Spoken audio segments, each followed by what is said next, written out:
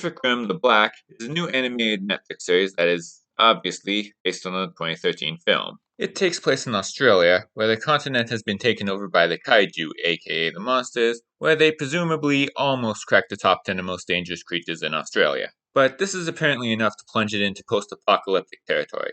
And in the midst of that, two young siblings find a Jaeger robot and set out across this landscape to find their parents who set out to fight some kaiju and never returned. This show was animated by Japanese company Polygon Pictures, the same guys who did the crappy Godzilla anime trilogy.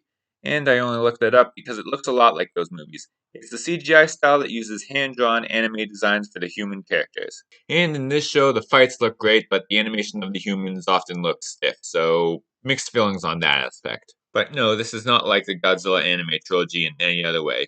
It uses the same animation, but features a lot more action scenes and a story that's actually intriguing.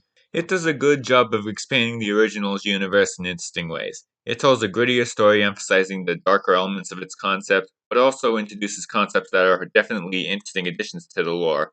But even with the darker plot, many of the action sequences retain the sense of fun from the movie. The monsters are as menacing as ever, and the fights are as epic as ever.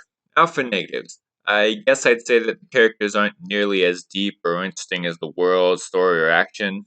But despite that, this is still much better than Pacific Rim Uprising and something that fans of the original or just mecha anime will certainly enjoy.